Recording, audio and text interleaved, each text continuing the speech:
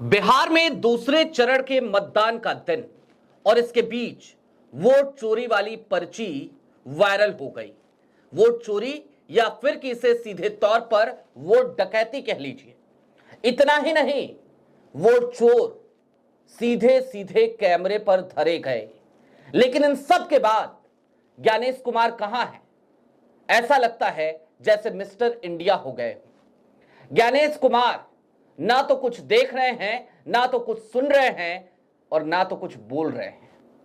वो बोलते भी तभी हैं जब उन्हें आरोपों को सिर्फ और सिर्फ निराधार बताना होता है।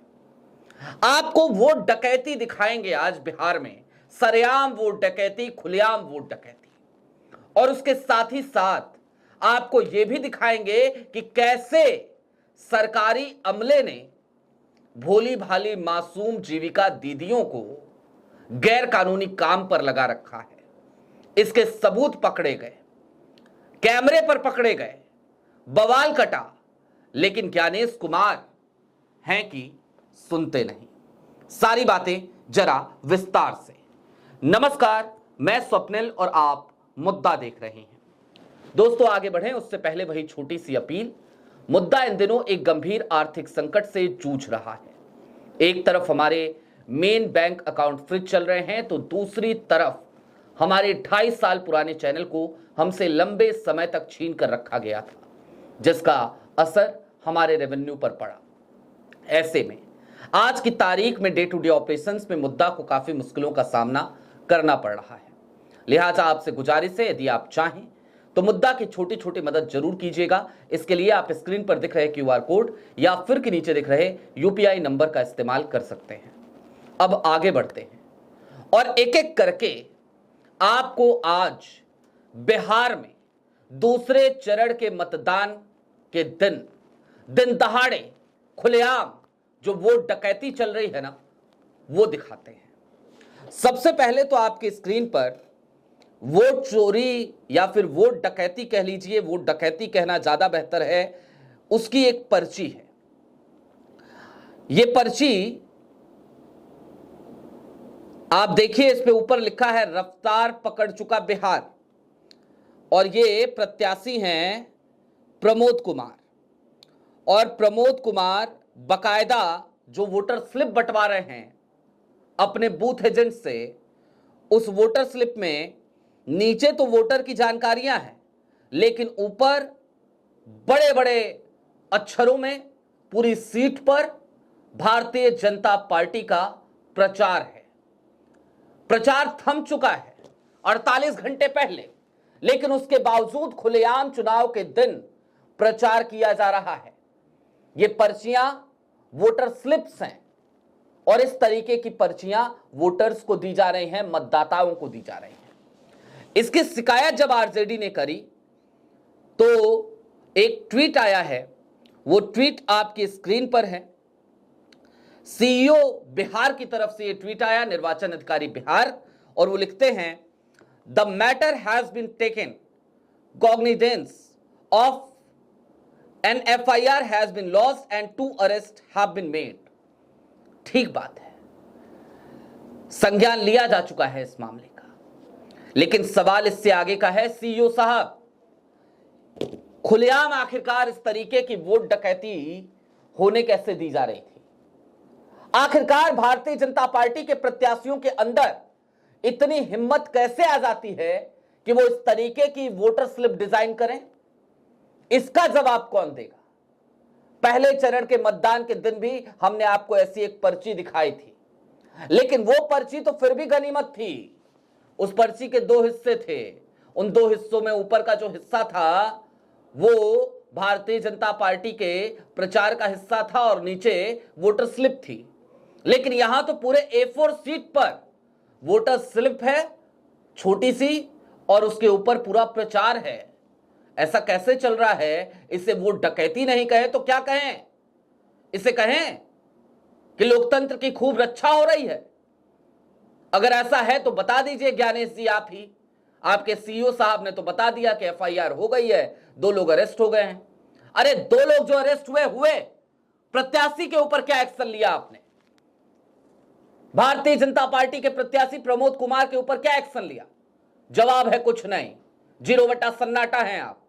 ज्ञानेश कुमार मिस्टर इंडिया है।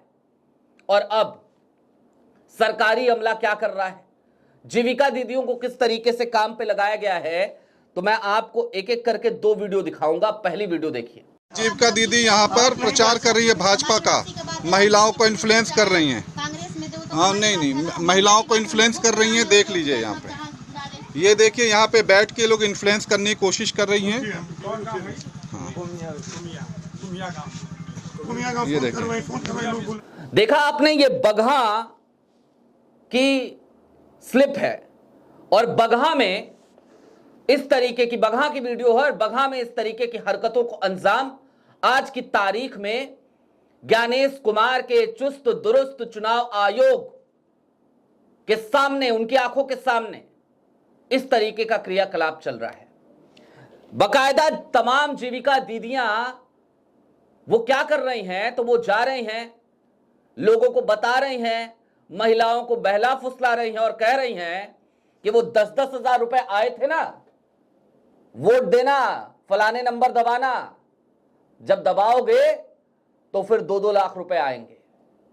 अरे पहले तो चुनाव आयोग ने वो 10-10 हजार की किस्त नहीं रोकी, मना नहीं किया, बीच चुनाव भी बांटा गया, चुनावी नोटिफिकेशन जारी होने के बाद भी किस्तें आई।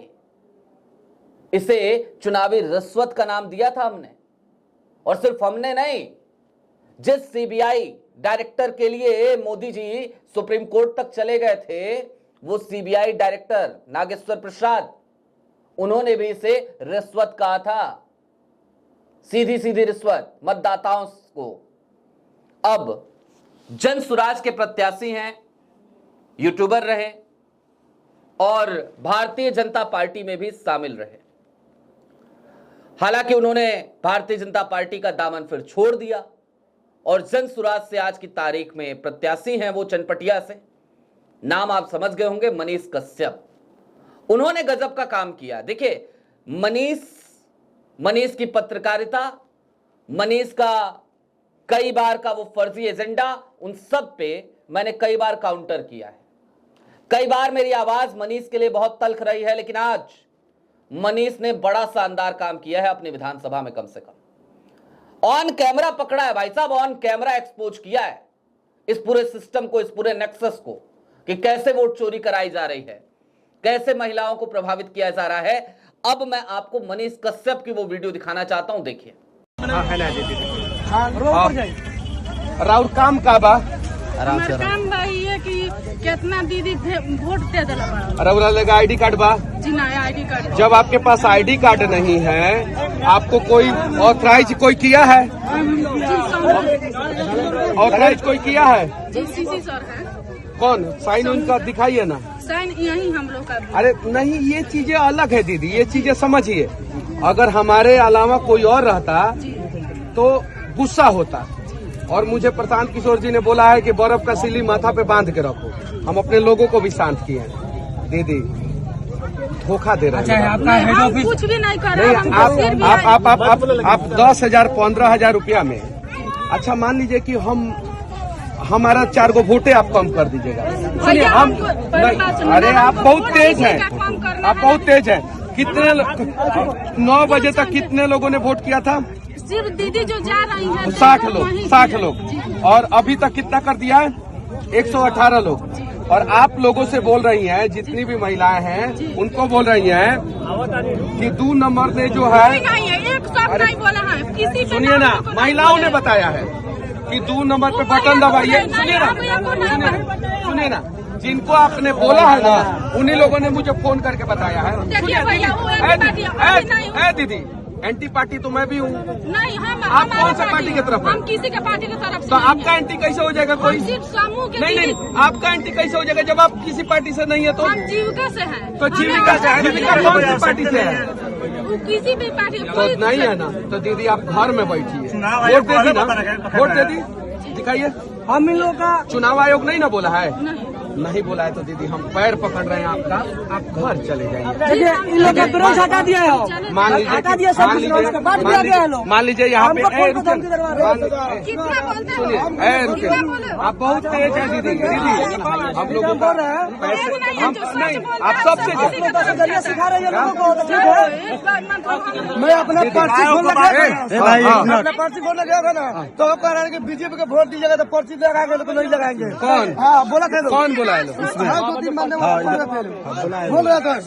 फिर अगर मैं अपना पर्ची देखने गया था, मेरा मर्जी है ना, मैं जहाँ वोट दूंगा। नहीं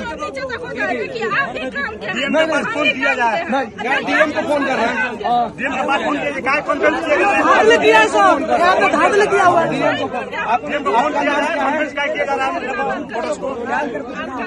अलका देवी रोइए मत।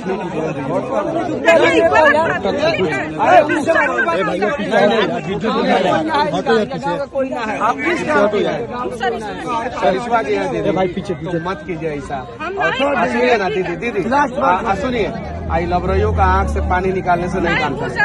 आपको कोई कुछ बोला? आपको कोई कुछ बोला? क्या बोल रहा है? पैसा लिया है हम, ली है आप? अरे ली है। देखा आपने, जीविका दीदी सामने खड़ी हैं, अपना वोट डाल दिया है, उसके बाद से क्या कर रही है भैया। और आज की तारीख में बिहार में दूसरे चरण के मतदान के दौरान ऐसी तमाम वीडियोज मंजरेआम पर आ चुकी हैं जहां जीविका दीदियों को वोटर लिस्ट लेकर के लगा दिया गया है काम पे, और उनका काम क्या है, महिलाओं को जाकर के बताना, महिलाओं से वोट डलवाना, और वोट इस बात का डलवाना कि भाई 10,000 आए थे, 2 लाख रुपए और आएंगे अगर आपने भारतीय जनता पार्टी वाला बटन दबाया, या फिर कि जनता दल यूनाइटेड वाला बटन दबाया, या फिर कि एलजेपी वाला बटन दबाया। क्यों हो रहा है भाई ये? किसके कहने पे हो रहा है? और चुनाव आयोग होने कैसे दे रहा है? और इसके बाद से ज्ञानेश कुमार ये कहेंगे कि भैया हम तो लेवल प्लेइंग फील्ड दिलाते हैं। ये लेवल प्लेइंग फील्ड है क्या? सारे प्लेयर्स को एक समान मौका मिल रहा है क्या? जवाब है नहीं।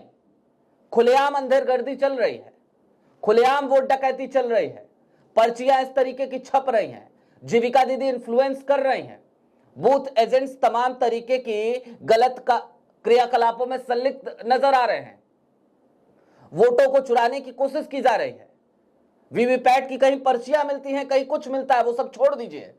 स्ट्रांग रूम के अंदर लोग चहलकदमी करते हैं, वो सब भी छोड़ दीजिए, जाने दीजिए। ये सब कुछ हो रहा है, और इसके बाद भी ज्ञानेश कुमार आखिरकार किस हक से ये कह सकते हैं कि लेवल प्लेइंग फील्ड दे दिया? और फिर कहना पड़ता है कि दुनिया का सबसे बड़ा लोकतंत्र आज की तारीख में एक ऐसे मजाक से जूझ रहा है जहां पर लोकतंत्र को बचाने में जो सबसे महत्वपूर्ण एजेंसी है, यानी कि चुनाव आयोग, जिसका काम है निष्पक्ष चुनाव कराना, आज की तारीख में इतनी कॉम्प्रोमाइज हो चुकी है कि चुनावों का कोई मतलब हमें नजर नहीं आता। भाई इससे तो बेहतर था कि चुनाव कराइए ही मत, नतीजे ही घोषित कर दीजिए और कह दीजिए कि इस देश में भारतीय जनता पार्टी की सरकार है, भारतीय जनता पार्टी की सरकार रहेगी, यही बोल दीजिए। कम से कम जब आपने बेशर्मी की सारी सीमाएं पार कर दी हैं, तो अब इस बेहयाई या थेथराई पे उतरने में भला दिक्कत क्या है, मुझे समझ नहीं आता।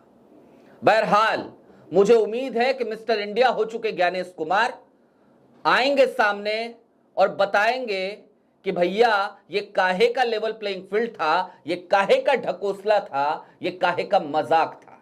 ऐसा करें तो बेहतर होगा, बजाय इसके कि वो सिर्फ और सिर्फ विपक्ष के आरोपों का फर्जी फैक्ट चेक करते रहें। आपकी क्या राय है हमें कमेंट बॉक्स में जरूर बताइएगा। अभी के लिए दीजिए इजाजत, चलते चलते फिर वही अपील, चैनल पे नए हो सब्सक्राइब करते हुए जाइएगा, सक्षम हो तो छोटी छोटी मदद मुद्दा की जरूर कीजिएगा। बहुत शुक्रिया।